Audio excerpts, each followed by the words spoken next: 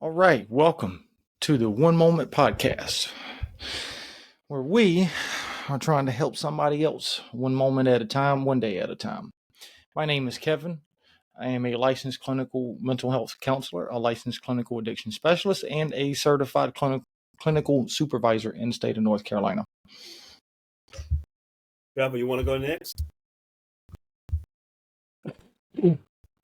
Yes, I'm Trevor Zalstro. I'm a former correctional officer in the states of Colorado and for a private organization out of the state of New Mexico, accredited by the state of New Mexico with a certified operators accreditation, with vast experience in life. And I'm very pleasantly humbled to be able to be part of this group of actual professional people. It's a privilege. Thanks for having me here today, guys. And my name is Ruben Burney. I'm a certified substance abuse counselor. I've been a counselor for over 25 years. And that's not to say I'm still learning and growing. I learn from the audience. I'm hoping to learn when we do this podcast, to learn from everybody out there. I learn from people I come in contact and just enjoying doing a podcast.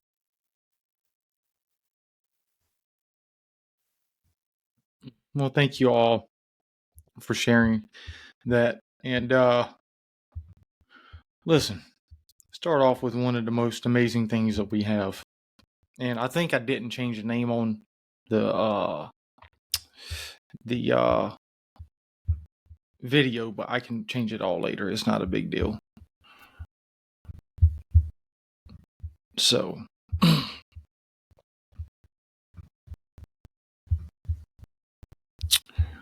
second, right there. I am constantly amazed by the profound impact of sharing our struggles with each other. The one day at a time phrase helps us remember to pause.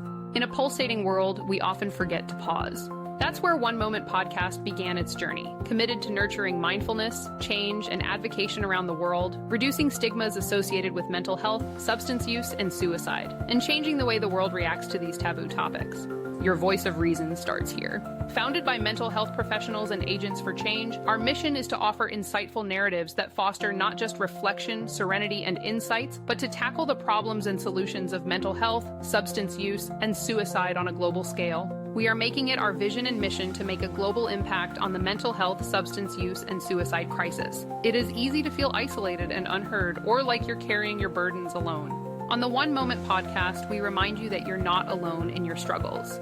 There are millions of people worldwide who are struggling, and the weight of your experiences deserve to be understood. You deserve to be heard. You deserve to have a voice. The One Moment Podcast is a safe haven for connection. We have weekly podcasts. Join us to learn more about mental health, substance use, suicide, community initiatives, and much more as we tackle these global crises, creating change in the world. Change begins when we recognize there is a problem. Remember, change starts with you. Visit onemoment.chain.box to learn more about our podcast and to connect with us on social media. Don't forget to subscribe to our channels to stay up to date on our episodes. Subscribe to our YouTube channel, One Moment Podcast. If you would like to support us, you can find the links to donate directly to us on our official site, onemoment.chain.box. You can also support our sponsors. We are presently sponsored by W Energy, The Place to Heal, Mindfully Me Counseling, PLLC, Bright Life Therapy, PLLC, and WebHash. Check our official site for more information. Subscribe now. Some photos in this ad were created by Grok. Dude, that was pretty awesome. Mm-hmm. That was pretty awesome. So I want to give the audience, on whoever's is watching us or might be watching us, a little bit of more info about us. So we're called One Moment, right? And I don't know,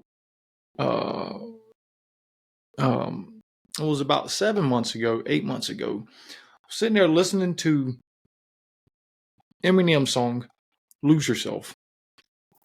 And in the very first part of the lyrics, he was, if anybody knows, it's a lot of great ideas there. A lot of life, I think life experience in just that beginning, right? Long story short, he uses the phrase one moment. And I'm like, man. And I just got to thinking, I'm like, that'll be something awesome, right? To have the name of a company, a name of an organization, kind of have like a movement, right? Called One Moment. Because, in a 24-hour day, there is 86,400 seconds in any 24-hour day, right?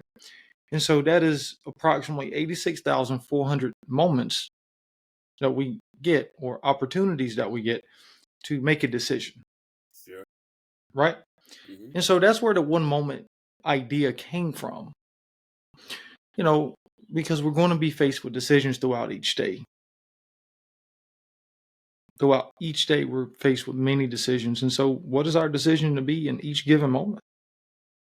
But it's a little bit of an intro about us, kind of like another intro about us. So, listen, fellas, tell me what the topic is. I'm going to put it on both of you today.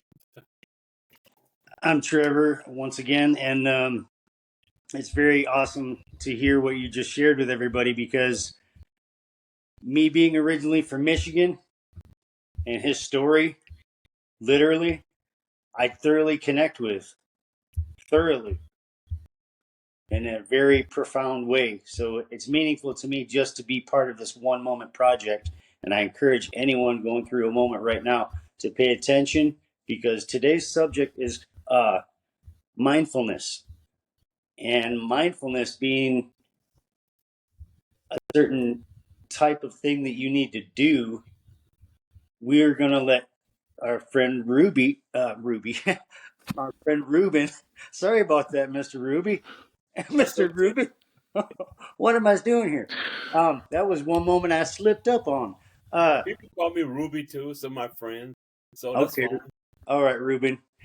Just can you please explain to everybody what the ideation of mindfulness actually is, and what it's for, please? It's mindfulness is the basic human ability to be fully present, aware of where we are and what we're doing, and not overreactive or overwhelmed by the what's.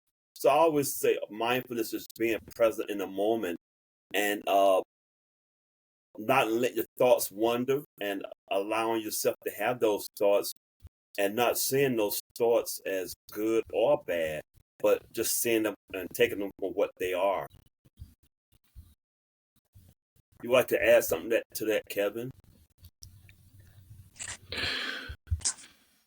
Well, I figured that you would be have a little bit more to say. Okay. But since how you want to throw it off on me, Yeah. I'll go ahead and be the spotlight, since how I do look better than you anyways. I'm not even going to lie. For So 34, you according to what? for 34, you do. Listen, Go ahead. listen.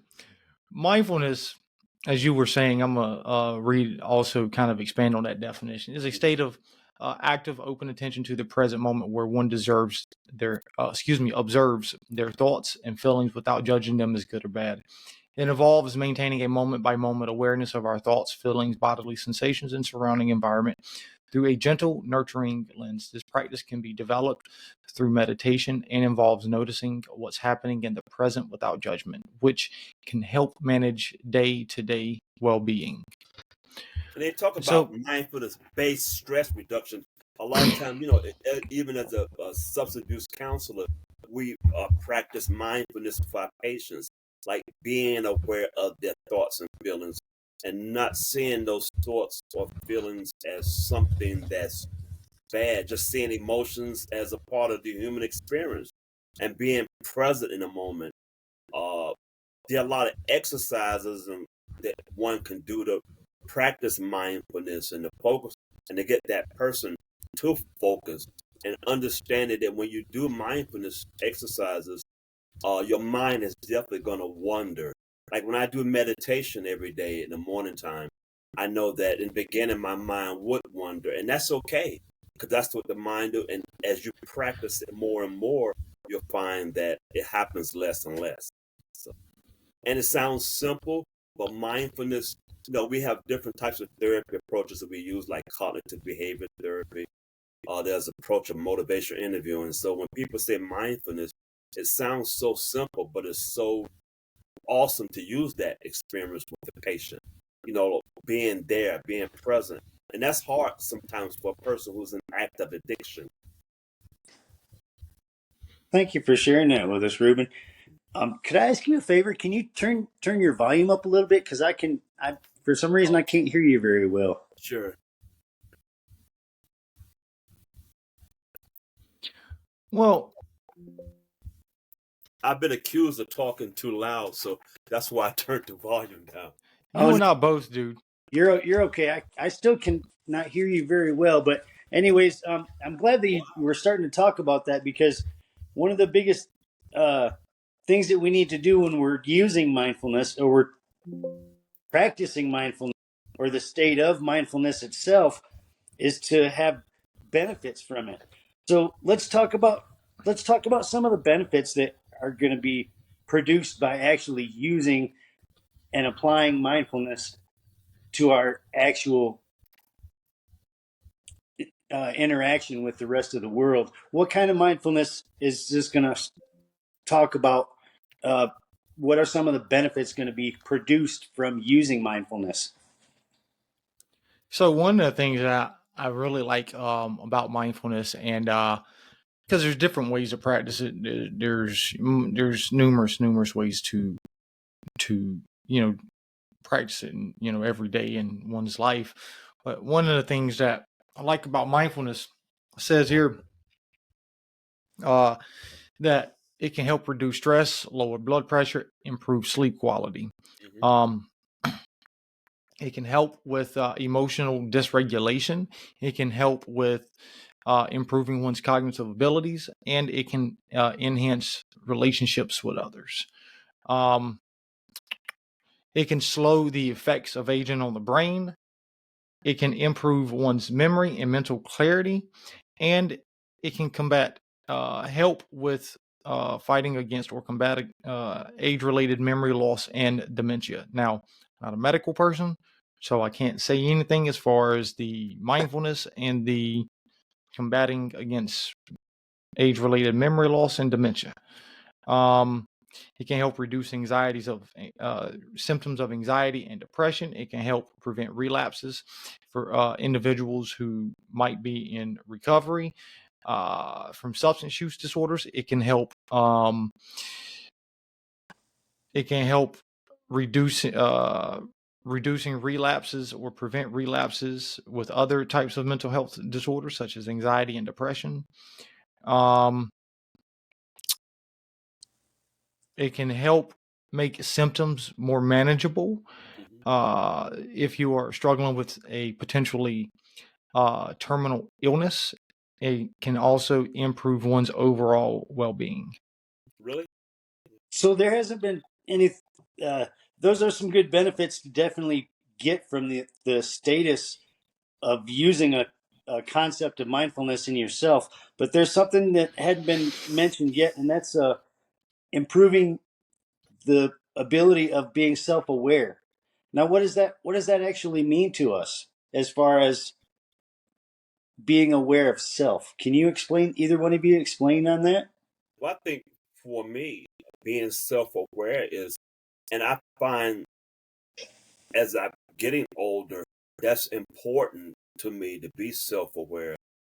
Not to get caught up in all the outside noise, and to be self-aware is not necessarily just to enjoy the moment, relish the moment, and not get caught up in other things like I have to strive to do this or I have to strive to do that.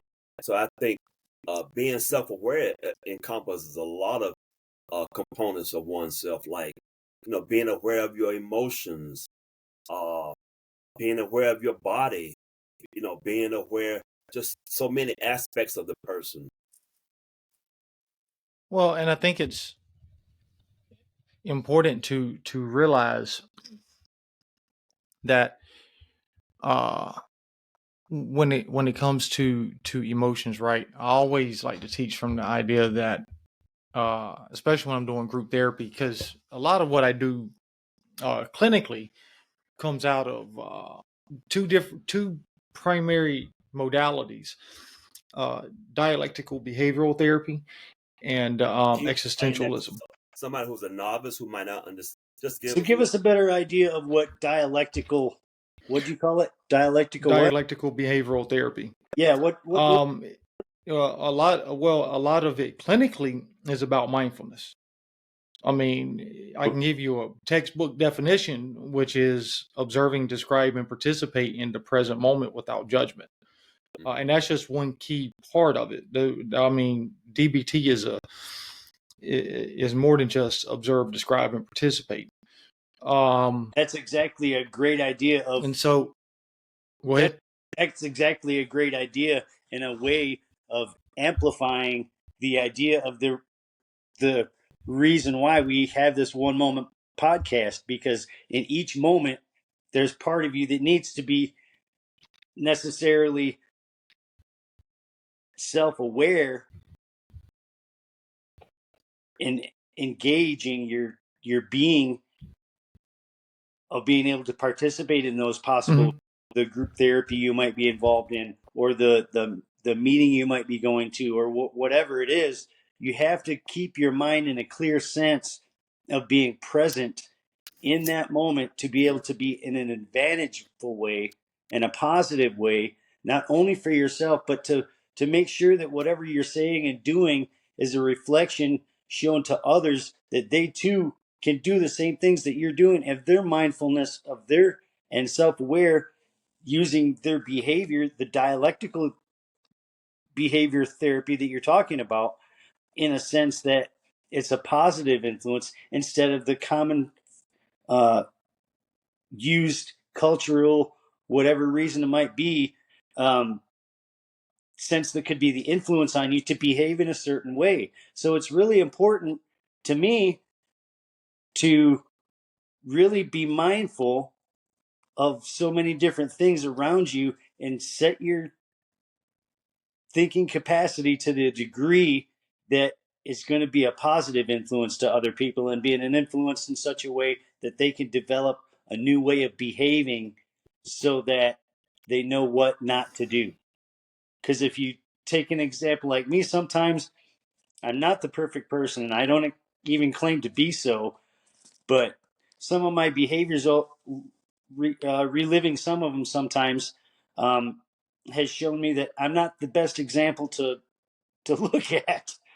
So if you could give us a little bit more of an idea about maybe how does this mindfulness ability, how does it enhance your focus and your concentration? Because we talked about that too, it was mentioned. But let's go ahead and if we can, let's get one of our supporters some of the credit that they deserve for helping us out. It's about that time. Imagine a day where fatigue doesn't stand a chance, where clarity perks up your focus as the clock ticks on. Discover Dubby Energy, the drink that transforms ordinary moments into opportunities. With no sugar and flavors that feel like gourmet art, each sip stirs your senses, readying you for greatness. Dubby Energy is a focus energy drink that contains no sugar and is available in a variety of unique flavors. Their coffee fruit cherry extract is the star of the show. This ingredient is what makes Dubby unique and helps to provide smooth and effective focus and energy, making it perfect for anyone who needs to conquer a task. Dubby flavors are created with one goal in mind: to taste unlike any other beverage. We combine bold and unique flavor combinations to craft an experience for your tongue with each sip. Dubby achieves its smooth, effective focus with a high-end tasting experience while using no sugar, no fillers, and no artificial color or dyes. Every product they create follows the same philosophy: be effective, be clean, and taste as good as nature will allow. Use promo code OneMoment to enjoy 10% off their products. And most importantly, they sponsor the One Moment podcast. They are helping to raise awareness of mental health, substance use, suicide, and much more around the world, seeking to make a global impact, reducing stigmas and changing lives one moment at a time. Visit onemoment.chain.box to learn more about our podcast, follow us on our social media channels for more information, and to stay up to date with our episodes. So, and real quick, if anybody's watching this, please support Dubby. Dubby not only is sponsoring the One Moment podcast, helping to raise awareness of mental health, substance use, and suicide and other critical topics around the globe. But we support them because they are one of the only energy drinks that is natural products. So definitely support them. Again, use promo code One Moment when you purchase anything from their from them. You asked a question, and I want to kind of touch back on what Ruben said, because I think what he says, a lot of what he shared, and will answer the question that you posed. It's when we practice mindfulness, it raises what is called EQ, also known as emotional intelligence, right? And that's something that Ruben, you taught me a long time ago. And in my practice of DBT, and studying theory on emotions, Dr. Paul Ekman is a leading emotion psychologist, right? And so he was one of the very first ones. He actually went to Papua New Guinea and to study emotions and see if they were universal, or if they were culturally related or culturally different, right?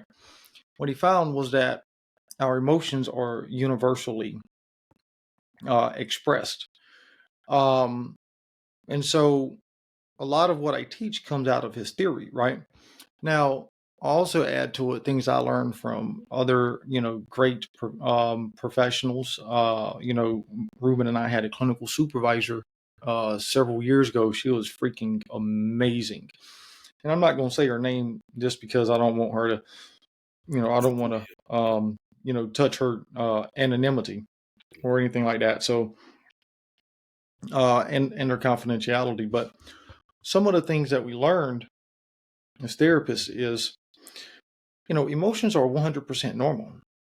Right now, there are exceptions to it, very rare exceptions to it. I actually learned about that recently. And so, there's going to be times in my life where I am happy, sad, glad, mad, jealous, guilt, content, contempt, every emotion up there. And so part of mindfulness, right, is learning to be okay when we're not okay, right? Learning that it's okay to not be okay, learning to, understand that our emotions are going to be exactly, what they are in that moment. I don't need to run from my emotions. I don't need to, try to hide them. I don't need to try to push them out of my, windshield, so to speak. And so by practicing, you know, uh, observe and describe, right, we are increasing our knowledge of self.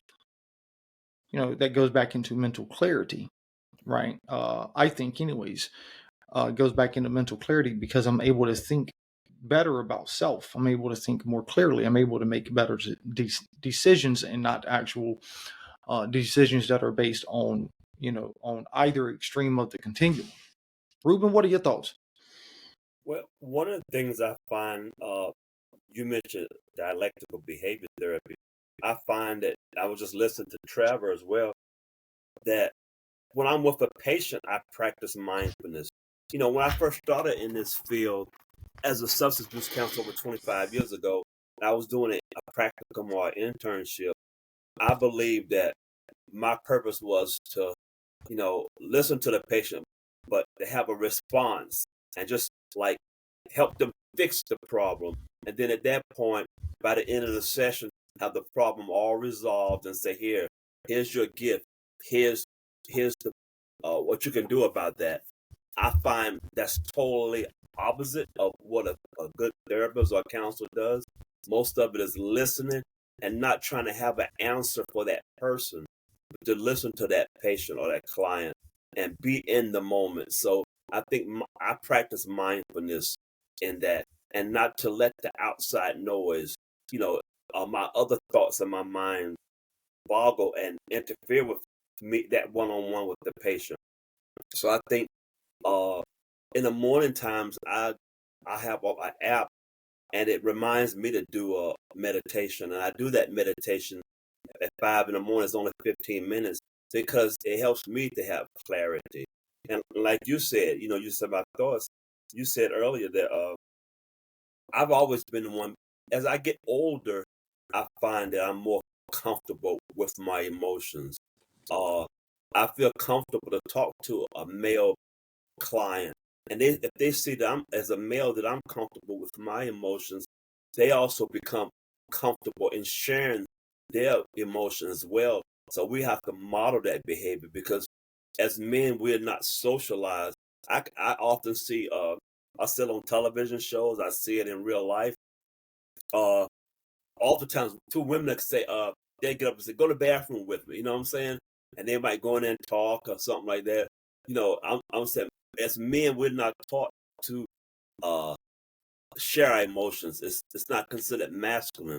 But I think as we get older, that that's what I strive to do, to be what they say authentic, and to be able to be comfortable with my emotions and share that and let people see if they want to see that what they call that feminine side. If they want to clarify, say it like that, I'm okay with that. You know what I mean?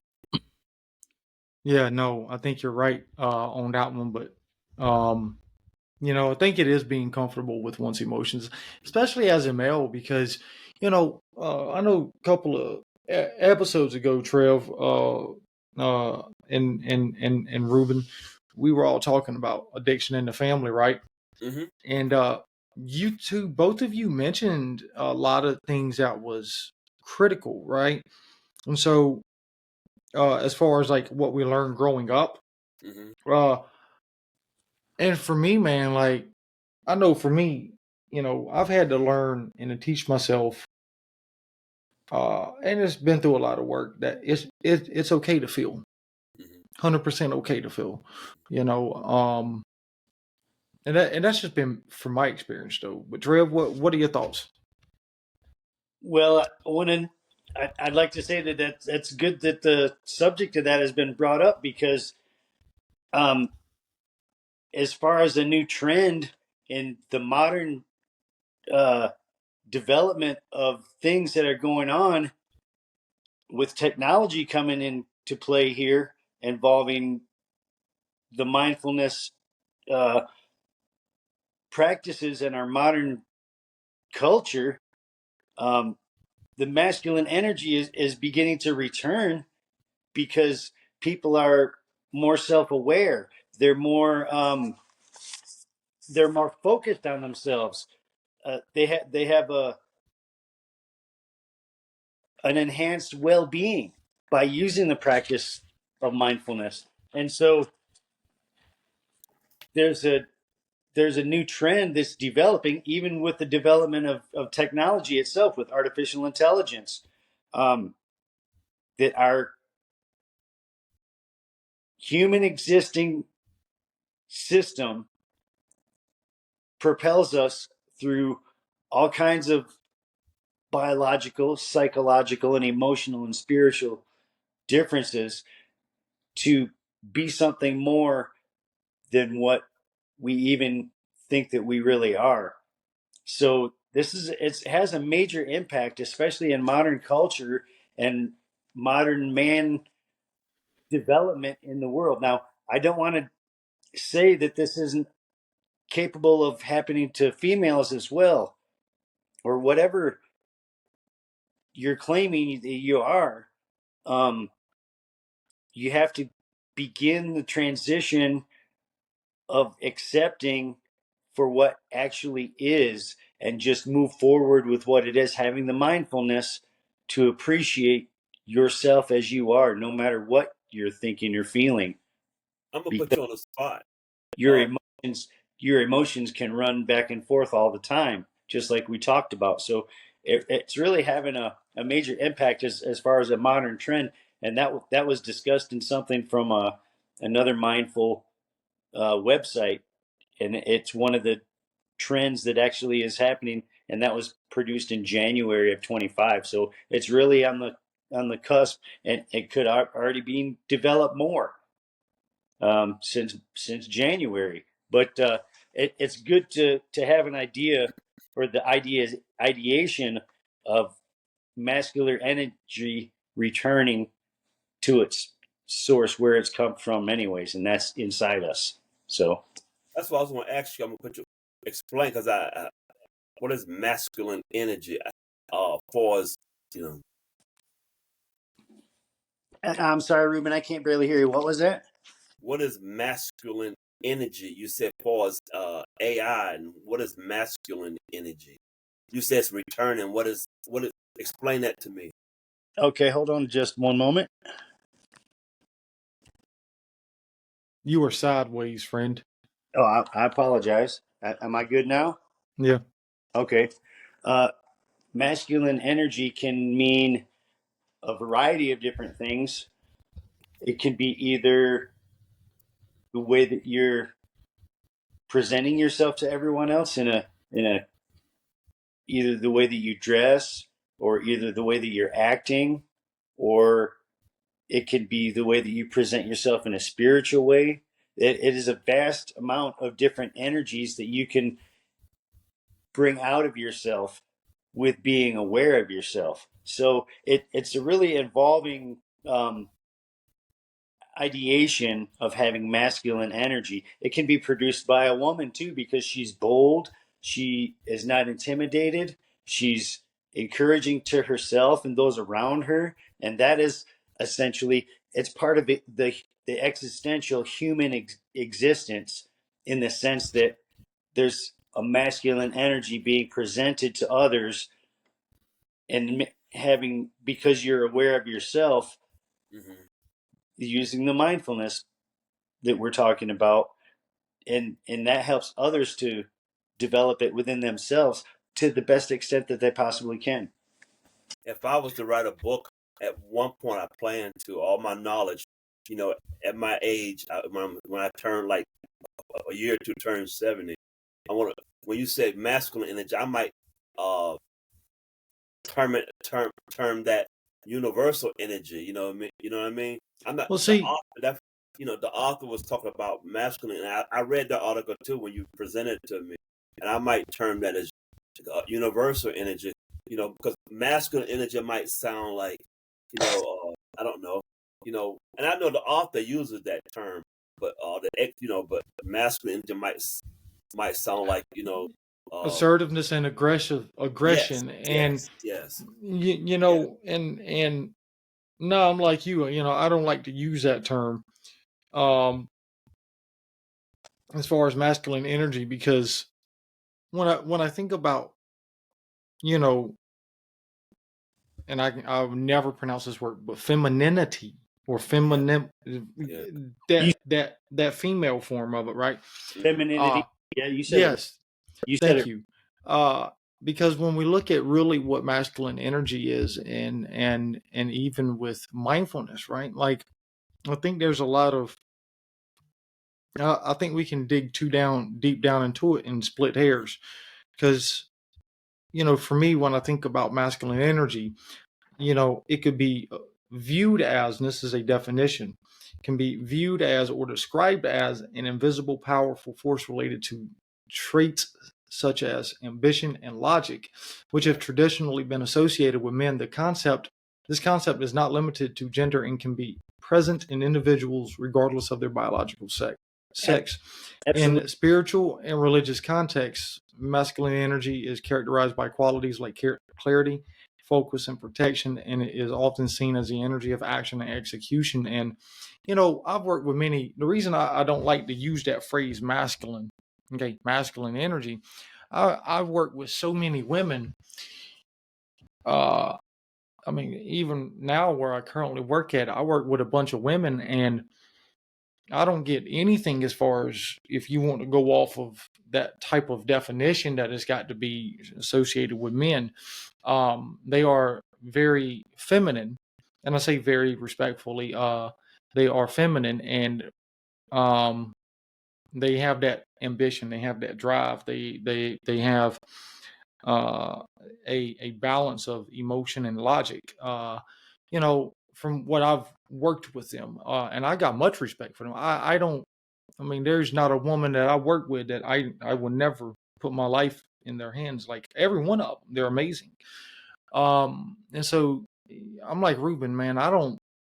Uh, I want to be careful in using that word, or not using it, but just, the way that it can be perceived. Sure. Does that Okay. make sense? Well, yes, it does. And then let's flip the script really quick. Then, does that mean that necessarily that a man can't be sensitive and have feminine energy coming out of him and still be okay with that?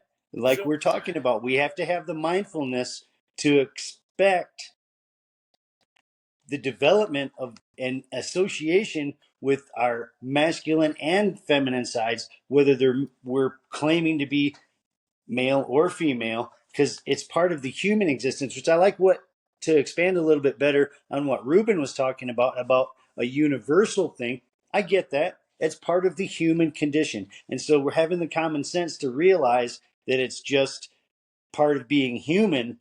It doesn't necessarily mean that it's only going to be through men. And so I'm not trying to be argumentative in any way, and I agree No, with what you guys are saying. But at the same time, the feministic energy can come right straight out of a man as well.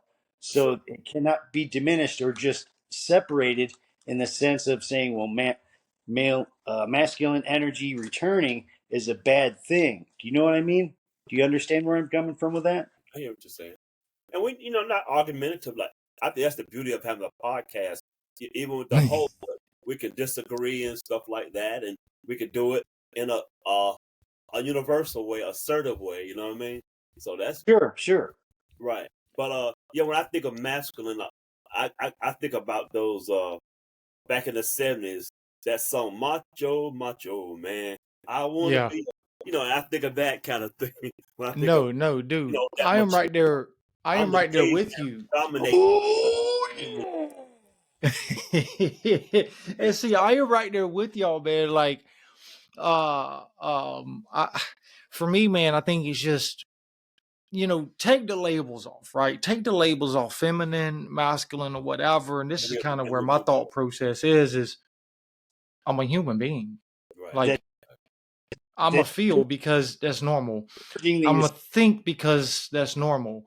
I am going to have to walk because it's normal, unless I'm not capable of walking, right? But all of these things, man, like, I think for me, it just goes back to the fact that let's get away from that masculinity and Right. femininity, right? And Sure. just look at the fact that, as you have said, Trev, and I love that you said, and even Ruben, both of you said it. It's the human condition, right? So when we practice mindfulness, right, I'm able to have a sense of confidence in self, right? And that's the one thing that I love about if we're going to talk about masculinity versus femininity, and I hate the definition I don't hate, I dislike the definition of the way that guy described it, and the way he wrote about it. Like Ruben, I'm kind of like you, but the women I work with, man, every one of them absolutely self-confident, okay? Absolutely. I mean, they are so professional, it's not even funny, right? But driven they, women that are succeeding. I get it. yeah, and so they are self-confident, they are successful, like every one of them that I work with. And so I got much respect for them. Every woman I've worked with before, uh self-confident, very successful, very driven, but at the same time, they were compassionate because they worked in some type of, you know, hospitality field, some field of the hospitality industry. So that's why I said I don't like that label the way he used it. Like, I honestly, I mean, that's just me though. Um, but that's the part of what mindfulness is, right? It helps to build those things up in us.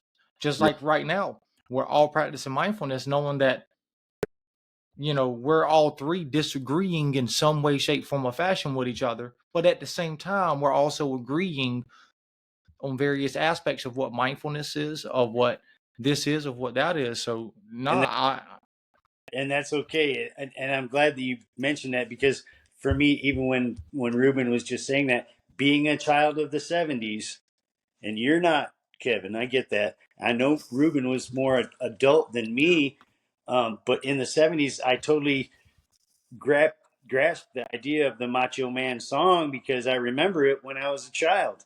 And so something that you need to be mindful of is the ideation of when you're getting back into your memories and you're mindful of the things that you remember. That is kind of a stereotypical sense or a stigma in the sense of reflecting the idea that your memories or your cultural involvement can possibly separate you from modern day things. And so the only thing that is supposed to be being pointed out here about this masculine energy thing is the ideation of it returning to an aware, a more approached sense than it has been before because of artificial intelligence. And there's lots of impacts that can make.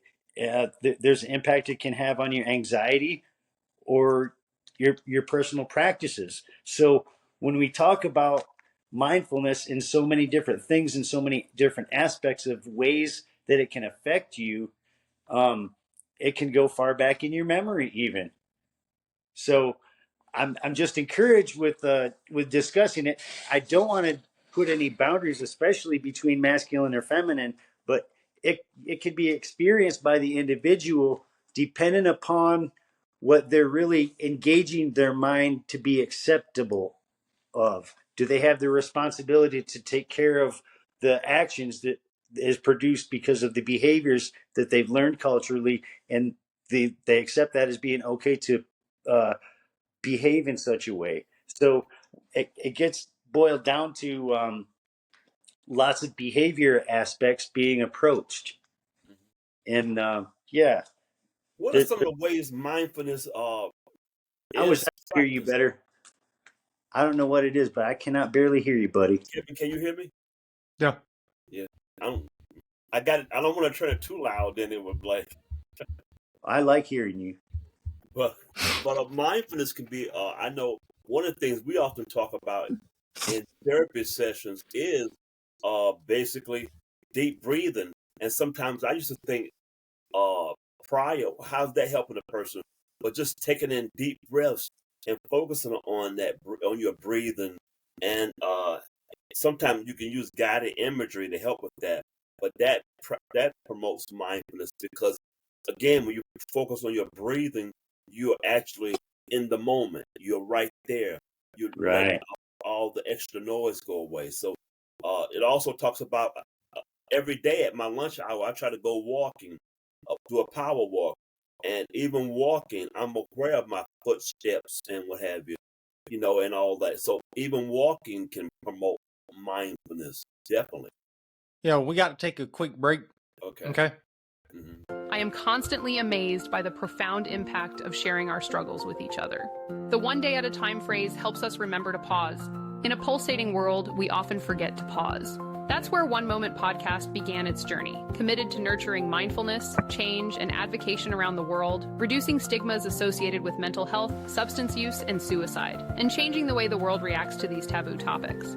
Your voice of reason starts here. Founded by mental health professionals and agents for change, our mission is to offer insightful narratives that foster not just reflection, serenity, and insights, but to tackle the problems and solutions of mental health, substance use, and suicide on a global scale. We are making it our vision and mission to make a global impact on the mental health, substance use, and suicide crisis. It is easy to feel isolated and unheard, or like you're carrying your burdens alone.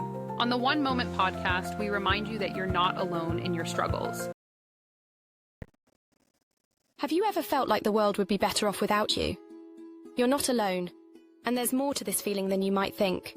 New research reveals that suicidal thoughts and behaviours are unique to each individual, challenging the old belief that it's solely due to depression. When people are suicidal, they often believe they are a burden and that their absence would relieve others. They might see suicide as a solution to their overwhelming problems, feeling lost and unloved. But ancient wisdom, like that from the Bhagavad Gita, teaches us to give up selfishness and embrace kindness, respect, and compassion for all. St. Paul once said, "Love never fails," reminding us of the enduring power of love in our lives. No matter where you are in your struggles, remember that someone cares about you, trusts you, and loves you. You are not a burden. Time has a way of healing, and your struggles will pass. Don't give up before the miracle happens. Hold on, because peace and love are within reach. If you need immediate help, please contact local emergency services. Peace and love to all. KO.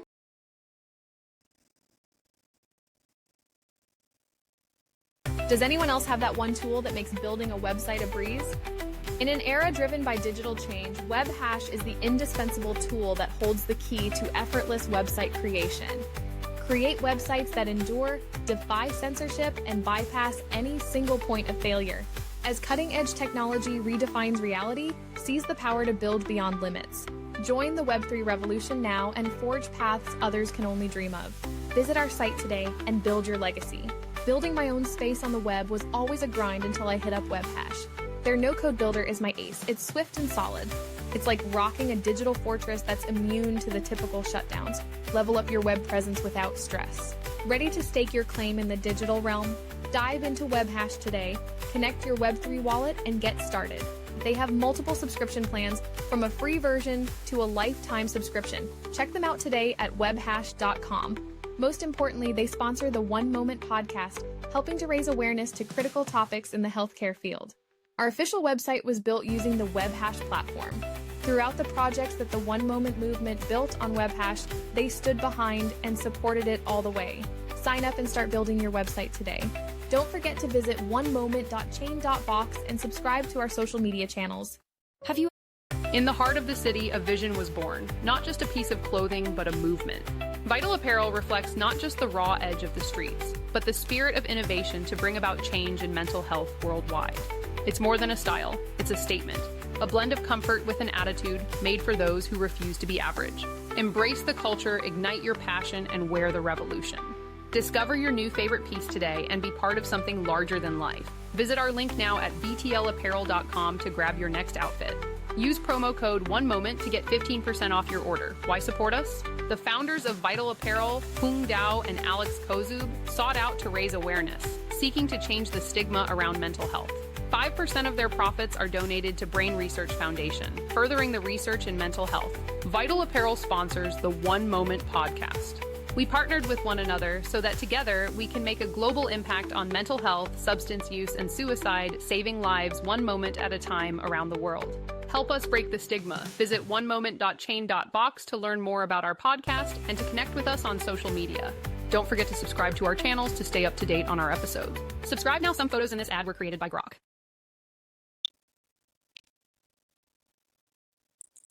All right. We sure are appreciative of our sponsorship. That really Yes. Yes. The new sponsor, Vital Apparel. That's what it's called, Vital Apparel. Yep. Yeah. That's going to be our uniform, actually, whenever they come in. So we're going to have to get Trevor.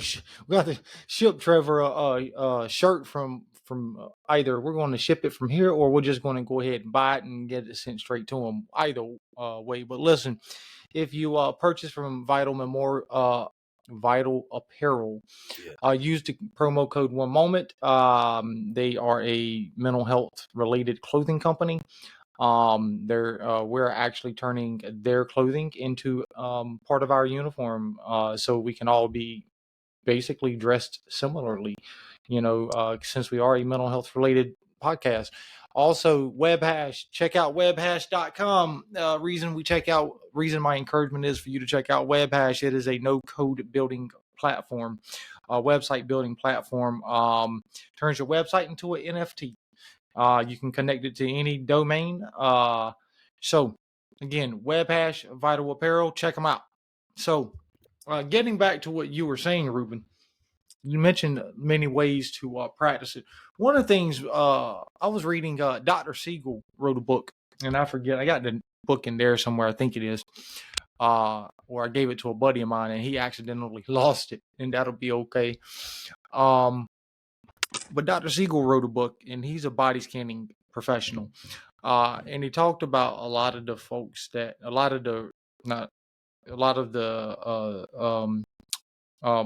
problems that he used and taught body scanning techniques on, everything from addiction to trauma and anything in between, anxiety, and one of the things that I love about that book is he breaks it down on what and how he does mindfulness and body scanning with his clientele. And I also teach about him when I do DBT. What do you mean body scanning? What does that mean? So What is that? body scanning, and I want to be careful here because I'm not an expert in it. And I always tell patients, like, when we get on this subject, like, I'm not an expert in body scanning, so I'll tell you a little bit about it, but it'll be this much about it. Okay. Um, Basically, you can start from either the top of your head or your toes and kind of focus on every piece of your body, right? You can focus on how it feels. You can focus on different things like that, right? And so as you move from your toes, right, to your feet, then you go to your ankles and you go to your shins, right? You go to different parts of your body as you move up. But again, get his book. Okay. Dr. Siegel wrote it. He's a big time psychologist or psychiatrist out of the state of California. He's amazing. Been doing mindfulness for a long time. He's one of the best. What I love about his book is it's easy to read. It's not like you buy a textbook, right, and you got to figure it out by all the chapters, whatever. No. His stuff is easy to read. I love the way he writes because he makes it literally like fifth grade knowledge, right? Like he really writes in that type of format. Is the So title yeah, is the title of the book Key Principles? no.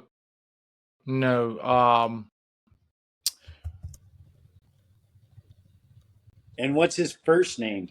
He's Dr. Siegel. What's his first name? Or are you not allowed to say? I don't know his first name. I Okay. just know that he's a psychologist out of California. Okay. yeah, and I was just curious about the book titles, or the book's title, I mean. yeah. See, you have me curious now because I didn't I love his work. but Nah, I love his work, and that's something I want to buy again. okay. Um, I'm just trying to kind of clarify it just for those that are listening or watching us that they might Mindsight is the book. mindset. Dr. Dan Siegel, Mindsight. There it is. Okay. Yeah. Thank you, Kevin, for clarifying that. And I didn't mean Yeah. to. I apologize. No, you're good, but I know Ruben, you mentioned something about mindfulness last night. I mean body scanning last night. I apologize. Right. There's you don't necessarily need a meditation. On my phone, I have a app. Are we allowed to say the name of the app? I don't care. I Okay, mean, I 'cause don't I know know if you we're allowed legal to or not, but document help. Well, there's an app on my phone, and they advertise on TV called Calm, CALM, and they have different music, different meditation that you can listen to, and they're a lot long, and they over time they teach you how to uh, be comfortable and to be in the moment. And body scan, they have a lot of body scanning strategies they use. Like they would tell you to take a deep breath, feel the breath coming, fill your stomach up and let it come out your mouth. Uh, let that breath travel down to different parts of your body. And that allows the person to, again, to be present in the moment. We talk about addiction. I think one of the things is oftentimes patients are not comfortable with those emotions. That's maybe one of the components of reason they do numb or medicate those emotions. And yeah. we talk about in group oftentimes. You're only as sick as your secrets. The more you feel comfortable uh, with mindfulness even promotes trust. And trust is a big component of having healthy relationships. You know what? And with addiction, oftentimes people, being an active addiction and the chaos and insanity doesn't promote trust. So one of the things we do in group is over time is through that interaction to promote trust amongst the group. You know what I mean? So mindfulness just you could talk about hours, and it carries a lot. You know what I mean? Yeah. Now here's something to kind of throw as a wrench in the works is there's supposed to be a benefit of using the application of mindfulness into this. One of the benefits says that it improves your sleep quality. How is that affected by mindfulness? Can you guys explain anything about that to me so that I understand better and maybe share that with our people that are watching? Or I have sleep apnea, so I find that if mindfulness helps alleviate symptoms of anxiety, and sometimes anxiety can keep you awake. So I believe by practicing mindfulness, and being present, and over time being aware of your emotions, and managing anxiety, thus it can help with your sleep. Sometimes I can go to bed and I can have all these thoughts in my mind, like about the next day, what I'm going to do. And I think mindfulness teaches you just to let those thoughts go, just let them go and be present in the moment. And, and because like Kevin said, we only have one moment. So to be present in that moment right there and enjoy that moment, I think that's what mindfulness teaches. You know what? And not the necessary. Yeah, we all want things and we all want to strive, but I find always, I talk about the beauty of growing old. People oftentimes talk about growing old as something negative. I wouldn't trade it, even though my years on this earth are less. I'm serious. I wouldn't trade the point of my life I'm in now, because growing old, you have appreciation. You want to learn those qualities that improve your life, and what they say, live your authentic life and be yourself. So I think I have time to practice meditation, whereas before 20, 30 years ago, I just my life was so busy living in New York, and trying to try to make an income and make a living. So at this point in my life, I think I'm more focused on ways to improve my life. So I like to read. Like there's a book and that's another show. There's a book that I read so many times that I've seen the videos, called The Secret, and it promotes, in a sense, some form of mindfulness. called the what? The Secret. I don't Okay. want to get it's a book. It was well known back in about 10, 15 years ago when it was published. It was called SECRT, The Secret. And yeah, so anyway, about that, but yeah, I think mindfulness is important. It can help you with sleep and what have you. Well, and to kind of expand on that too, Ruben, it helps to establish a type mental space and focus on sleep. And I'm reading to you right here, helping to reduce sleep related problems. Uh, it helps, or it is consists of taking a non-judgmental awareness of the present moment, and can help change your relationship with sleep, making you more accepting and less distressed about your sleep quality. Research has indicated that mindfulness meditation may improve sleep quality when compared to non-specific active controls such as sleep hygiene education. A study by Black and others found that mindfulness-based stress reduction improved subjective sleep quality in a community sample, even though there was no impact on objective oximetry measures. Excuse me. So how do you feel from an introspective personal vision? And we just heard Ruben talking about, and he's an older man, not aged. I don't think of him in that way, but from the older person's perspective to the younger person's perspective, how do you think personally that this has an effect on you, Kevin? Can we hear about that? How important is this to you as far as sleep quality? Because I know as I used to be a younger man too, and there was times where I would burn the candle at both ends. How much of a mindfulness do you have on your mindfulness with your sleeping? So on the days that I work, I get about 5 to 6 hours of sleep a night. and that's average for me. Anything more, I'm worthless. Anything less, I'm completely useless. Now on the days off, I'm gonna stay up till five. I mean, till midnight, 2, 3, 4 o'clock in the morning. It don't matter to me. But right here recently, man, like uh we've been putting together a lot of you and I've been doing a lot of video editing and so we've got a lot of good stuff in the works, and we still got about 3 or 4 more things, maybe 5 more things that we need to build, along with several other things that'll be coming out, by the end of the year. I mean, we got a lot of projects in the works, So for me, man, like I don't practice like mindfulness meditation to help me sleep. I think mine is just kind of being more aware. For me, it's about being more aware in the moment of how I'm feeling, trying to communicate if I'm feeling crappy, trying to communicate that in a positive manner. But yeah, on my days off, you will think that I don't practice mindfulness as far as my sleep is concerned. Probably don't. I mean, I'm mid-30s. Like, I don't need to get that 12-hour beauty sleep like Ruben over there. No, this comes naturally, baby. This comes naturally. Well, I'm glad that you were able to share that with us, because now the advantage to me is that I'm the middle guy.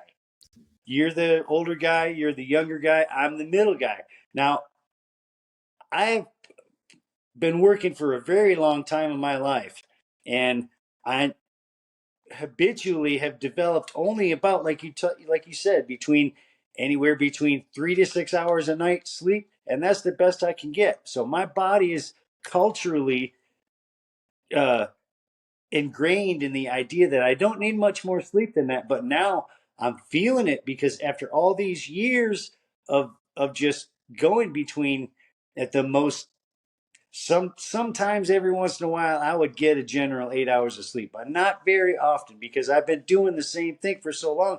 And it's, to me, the mindfulness that you have to have determines what is the kind and the type of sleep that you're going to get. Is so important, because you have to have energy if you're doing a physically demanding job.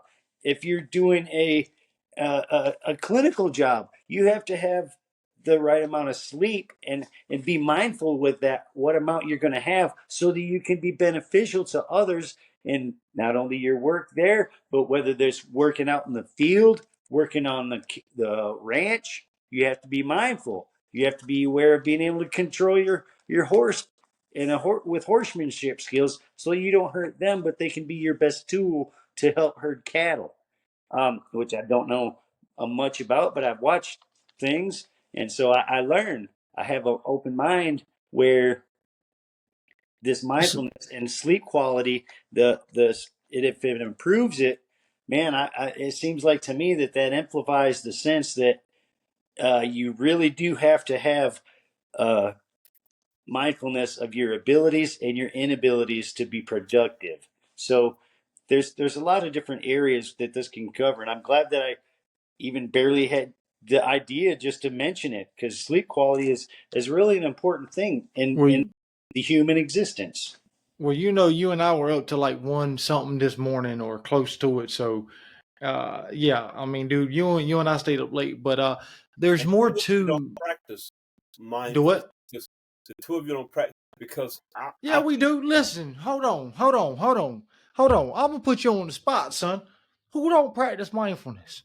when you call me, I tell you talk about this podcast the day before.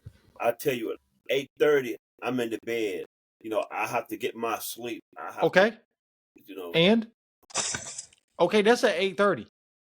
But you up 12 or 1 o'clock still doing podcast work. Who's going to build the ads?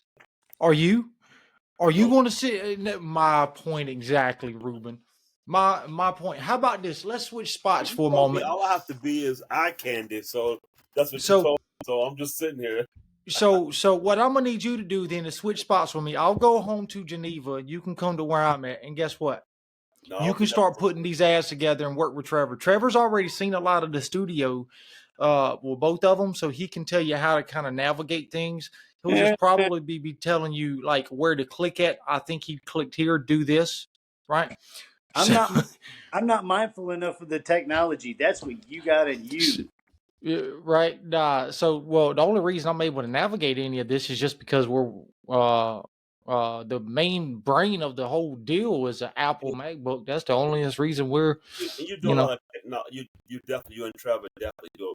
Now, hold on. I got to give it up to my colleague though, because my colleague where I work at, like I can do anything with a MacBook just about, but he is absolutely amazing at work. So if he's watching this, my hat's off to you, my friend. I love you to death.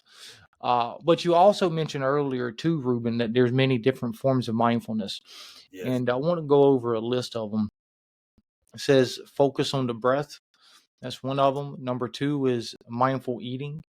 Right. Number 3, we've already briefly discussed it, which is body scanning. They kind of expand on that. Move your attention slowly through different parts of your body, starting from the top of your head and moving all the way down to the end of your toes. Focus on feelings of warmth, tension, tingling, or relaxation in different parts of your body. Number 4 is mindful walking while exercising. Focus on the feeling of your body moving. Notice the breeze against your skin, the feeling of your feet or hands against different textures on the ground, and the different smells around you. Number 5 is mindful meditation. Sit quietly and focus on your breathing, thoughts, and sensations in your body. Mindful coloring and drawing. The 5 senses exercise. And then last, you have observer meditation. And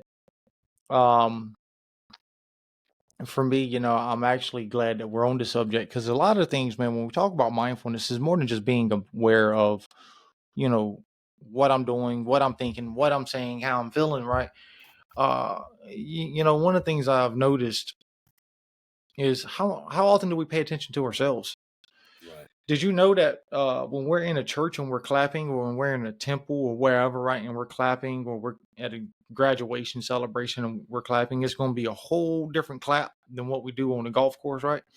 Did you know that, do we ever pay attention to the way we walk or step? Do we pay attention to the way our ankles roll, the way our arms swing when we walk, the way our legs and our knees bend when we walk? Do we pay attention to any of that? Do we pay attention to when we're on the computer, right? How the computer buttons feel as we press them? Do we ever pay attention to, when we're washing dishes, how the soap and water feels to your hands? When we're taking a hot shower, do we ever think about how that water feels on our body, right? Yes. I do. Certain thing, not all those things you mentioned, but like the computer and all that. But I pay attention to when I'm the softness of the pillow, and when I'm walking, like when I'm purposely walking to exercise, I pay attention to my steps and what have you. And I don't want anybody to stop me and interrupt my as I'm walking, because it's not a friendly walk. It's a purposeful walk. So yeah. So you're walking with intention. So how about the times when you don't walk with intention? When is that? I don't pay attention to it. So I don't know. For me, that was a hard thing to develop, because I lived in a low income, violent neighborhood. So from the very beginning, as a young kid, my dad always would say, "Come on, you better keep up, or you're going to get left behind." So the idea of a driven or a motivated walk step was very important, because it could mean the difference between your safety or not. And so my purposeful walk was established for a long time. But now that I'm I'm going to call myself mid-age, because about 50 something, that to me is middle age. A lot of folks and a lot of culturally established ways of thinking middle age, you're like in your 30s or 40s, late early 40s, and that's not my experience. But it was really important to have a driven strive when you're young, but then as you age, um, you have to slow that down a little bit and be mindful, because and I'm experiencing it. I'm not capable of having that driven, motivated step anymore. You had to walk. My dad used to say, come on, you got to keep up with the Zylstra pace. And it was really important because if I didn't keep up on the Zylstra pace with his, if I wasn't taking those absolutely 36-inch steps at a 10, 12-year-old kid, I was getting left behind. And it was dark neighborhoods that we were in that I didn't want to be left around. So I had to keep up or I got left behind. Yeah. And had to have mindfulness useful of that to keep up with Pops. Well, on that note, I have an appointment like in a few more minutes, so I have to leave. So I'm gonna let the two of you continue the podcast. We're about to wrap up, my friend. Let me finish, and I encourage people to. Did you just say let you finish, my friend? We have to wrap up. Okay. So, if you go to liveandthrive100@gmail.com, you can and if you want to be a guest on this show, email me and email Kevin and let us know. We're looking for guests and people. I always say it's your show. We're not the experts, and we invite you to come on. On that note, I have to wrap up, and I love all of you, and you take care. Listen, Ruben, we're facing to wrap up. Listen, been a great discussion on mindfulness. Mm-hmm. Okay. Mr. Trev, has been an absolutely wonderful discussion on mindfulness. Thanks again for participating. I'm so humbly thankful for this. Brother Ruben, thank you for your participation. The three of us make the triangle of making this thing work. So it's real important that we carry on from beginning to end with this. And we're just barely beginning. And we have 2 advertisements left. Okay. All right. Does anyone else have that one moment where everything feels too overwhelming to handle? Fortunately, there are therapeutic resources where you will learn the skills necessary to bring clarity and focus amidst chaos, making everything feel manageable again.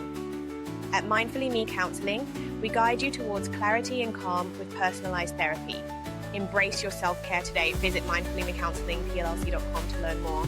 We sponsor the One Moment podcast. They meet weekly to discuss critical topics related to mental health, raising awareness on various topics such as substance use, suicide, trauma, family, and more.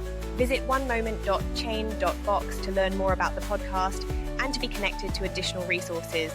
Subscribe to their social media channels for more information.